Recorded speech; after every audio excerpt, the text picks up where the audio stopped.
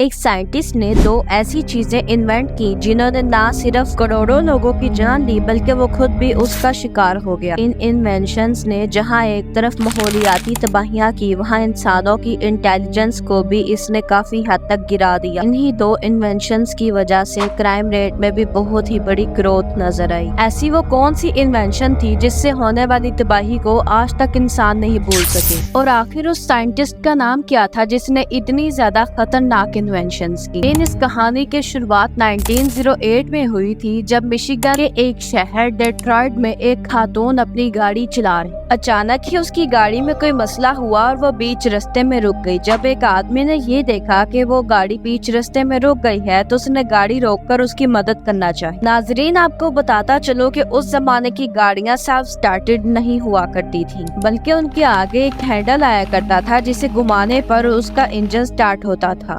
وہ ہینڈل گھمانے کے لیے بہت زیادہ زور لگتا تھا جو کہ کسی خاتون کے کرنے جیسا بالکل بھی نہیں تھا۔ اس وجہ سے آدمی نے عورت کی مدد کرنے کا سوچا اور اس ہینڈل کو گھمانے لگا۔ آخر کار انجن تو سٹارٹ ہو گیا مگر انجن نے بیک فائر کیا جس سے ہینڈل پلٹ گھوم کر آدمی کو ہی جا لگا۔ ہینڈل اتنی زیادہ شدت سے اس کے جبڑے میں لگا کہ وہ فوراً ہی وہیں پر بے ہوش ہو گیا۔ بہت زور سے ہینڈل لگنے کی وجہ سے کچھ ہی دنوں میں اس آدمی کی موت ہو گئی۔ ناظرین، اس آدمی کا نام بیرون کارٹر تھا اور وہ خود ایک کار مینوفیکچرنگ کمپنی کا اونر تھا۔ ناظرین، یہ کرینک ہینڈل سے ہونے والا کوئی ایک پہلا معاملہ نہیں تھا بلکہ ایسے بہت سے حادثات پہلے بھی ہو چکے تھے، مگر بیرون کارٹر کی موت نے آٹوموٹیو انڈسٹری کو ایک بہت ہی بڑا دھچکا دیا۔ اس وقت کیڈلک کار کمپنی کے مالک ہیری لی لینڈ تھے جو کہ کار حادثے میں مرنے والے بیرون کارٹر کے بہت ہی زیادہ اچھے دوست تھے۔ جب انہیں یہ بات معلوم ہوئی کہ ان کے دوست کی ڈیتھ ہو چکی اور اس کے پیچھے کی وجہ کرینک ہینڈل ہے تو انہوں نے یہ فیصلہ کیا کہ اب سے وہ ایک ایسی گاڑی بنائیں گے جس کے اندر کرینک ہینڈل نہیں ہوگا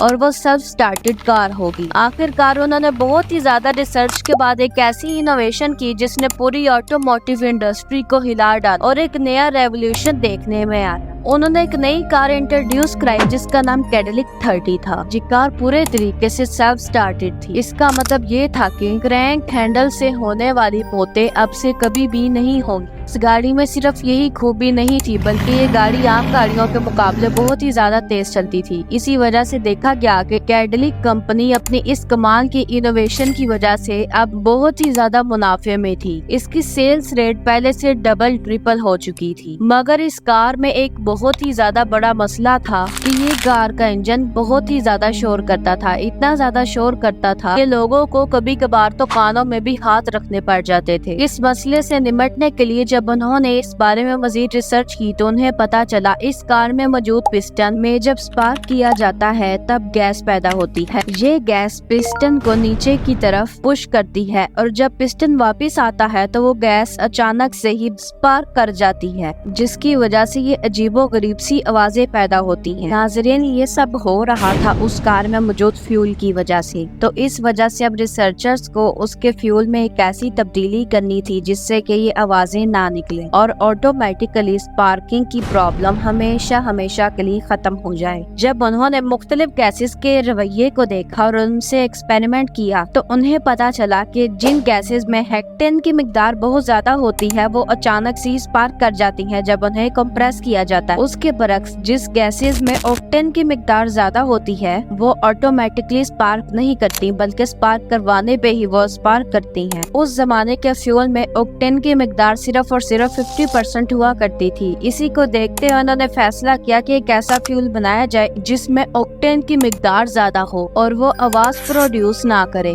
اس کام کے لیے انہوں نے 27 سالہ انجینئر تھامس کو چوز کیا۔ تھامس کا کام صرف یہ تھا کہ اسے ایک ایسا کمپاؤنڈ بنانا ہے جس میں ہائی آکٹین ریٹنگ ہو۔ انہوں نے بہت زیادہ محنت کی اور بہت زیادہ ناکامیوں کے بعد آخر کار 5 سال بعد انہیں ایک ایسی کامیابی ملی جس نے آکٹین ریٹنگ کی مقدار کو بھی بہت زیادہ ज्यादा बढ़ा दिया और कार नॉकिंग की भी सारी प्रॉब्लम खत्म हो गई। इस फ्यूल का नाम टेट्रा इथाइल लेड था।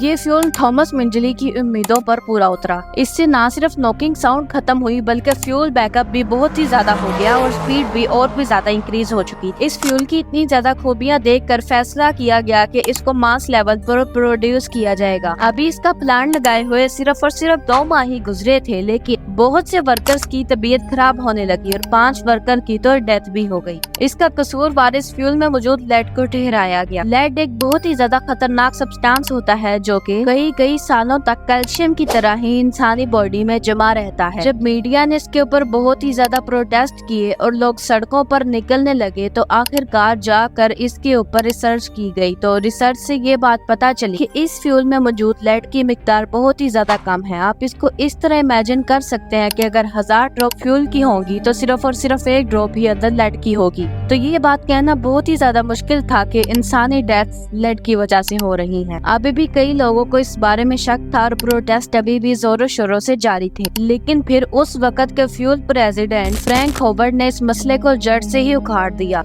उन्होंने ये कहा कि हम उस चीज को किसी भी शक पर बंद नहीं कर सकते जो कि लाखों लोगों की जिंदगियों को संवार रही है। इसी वजह से अगले 50 सालों तक ये फ्यूल जोरों शोरों से इस्तेमाल होता रहा। मगर फिर एक रिसर्च ग्रीनलैंड के अंदर की गई जहाँ पे उन्होंने बर्फ के सैंपल्स निकाले। बर्फ के सैंपल्स पे रिसर्च से साइंटिस्ट भी हैरान हो गए और उनका शक लेडेड फ्यूल पे और भी ज्यादा हो गया, क्योंकि 1970s की बर्फ में लेड की मिकदार बहुत ही ज्यादा थी। साइंटिस्ट को ये बात भी मालूम हुई कि लेड इंसान के बिहेवियर पे काफी ज्यादा असरात छोड़ देता है, जिससे कि क्राइम रेट भी बहुत ही ज्यादा बढ़ जाता है। और जब क्राइम रेट के ग्राफ को भी कंपेयर किया गया तो बहुत ज्यादा कंट्रीज में जहाँ पर लेड इस्तेमाल हो रहा था, क्राइम रेट का ग्राफ बिल्कुल एक दूसरे से सेम ही था। जहाँ लेड से पहले क्राइम रेट बहुत ही ज्यादा कम हुआ करता था, लेड के आने के बाद क्राइम रेट बहुत ही ज्यादा हो गया। इस बात को मजीद प्रूफ करने के लिए साइंटिस्ट ने सभी क्रिमिनल्स के ब्लड सैंपल्स लिए जो कि उस दौर में चोर थे, डाकू थे, डकैत थे या फिर कातिल थे। रिसर्चर्स ने जब उनके ब्लड सैंपल पे रिसर्च की तो उन्हें ये बात पता चली कि उनके बॉडी के अंदर मौजूद लेड की मिकदार बहुत ही ज्यादा है। आप इसको इस तरह इमेजिन कर सकते हैं कि 100 लोगों के ब्लड सैंपल्स में 90 लोगों के ब्लड सैंपल्स में लेड की मिकदार बहुत ही ज्यादा थी। ये तो अभी तक हमने सिर्फ बात की है इंसानों के ऊपर जो लेड के बहुत ही ज्यादा बुरे असरात देखे गए थे। इस लेड ने तो एनवायरनमेंट को भी नहीं छोड़ा, बल्कि एनवायरनमेंट पे भी इसने बहुत ही ज्यादा बुरे असरात दिखाए। जब रिसर्चर्स ने बर्फ के ऊपर रिसर्च की तो उन्हें पता चला कि लेड की मिकदार पहले वाली लेड की मिकदार से 1000% ज्यादा है, जिससे कि कई जानवर और परिंदे लेड पॉइजनिंग का शिकार हो जाते थे। जानवर और परिंदे तो छोड़े, इंसान भी इस चीज से महफूज नहीं थे।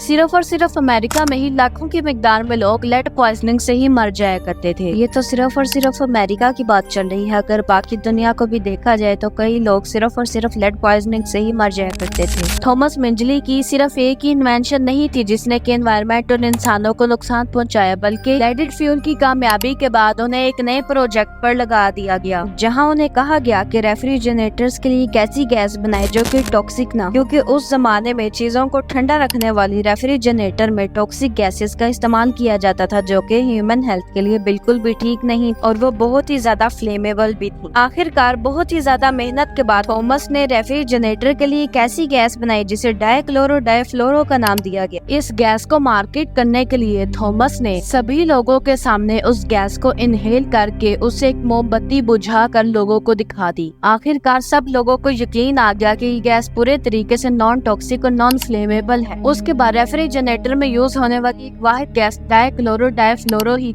जहाँ इस गैस के इतने ज्यादा फायदे भी मौजूद थे, वहाँ इस गैस का एक बहुत ही बड़ा नुकसान था। ये गैस एयर से भी ज्यादा हल्की थी, मगर ये गैस स्ट्रेटोस्फेयर के ऊपर नहीं जा सकती थी क्योंकि वहाँ पर ओजोन लेयर मौजूद थी। और फिर उस गैस ने ओजोन लेयर के साथ एक खतरनाक रिएक्शन दिखाना शुरू किया, जिसके रिएक्शन में ओजोन लेयर काफी हद तक डैमेज हो गई और ओजोन होल्स हमें देखने को मिले। आखिरकार उनकी ये दोनों इनोवेशंस बंद हो गई, मगर दुनिया को सबसे ज्यादा प्रॉब्लम लेडेड फ्यूल को बंद करने में आ रही रही थी। इस फ्यूल को बंद करने में पहला स्टेप जापान ने उठाया और उसने नॉन लेडेड फ्यूल बना के पूरी दुनिया को दिखा दिया कि वो लेडेड फ्यूल के बगैर भी अपनी पूरी इकोनॉमी को चला सकते हैं, जिसको देखते देखते बाकी सारी कंट्रीज ने भी लेडेड फ्यूल को बंद कर दिया। अब थॉमस की दोनों इनोवेशंस बंद हो चुकी थी, मगर अभी बहुत से लोग मानते हैं कि थॉमस की इनोवेशंस इतनी ज्यादा खतरनाक थी कि उन्होंने दुनिया को सबसे ज्यादा नुकसान पहुंचाया। उम्मीद है कि आज की ये इंटरेस्टिंग वीडियो आपको बहुत ही ज्यादा पसंद आई होगी। अगर आपको ये वीडियो पसंद आई, साथ ही बेल आइकॉन को भी दबा दीजिएगा ताकि हमारी नई आने वाली वीडियोस के बारे में आपको पता चलता रहे। मिलते हैं इंशाल्लाह एक नए टॉपिक के साथ और भी ज्यादा इंटरेस्टिंग वीडियो के साथ। अभी के लिए अल्लाह हाफिज।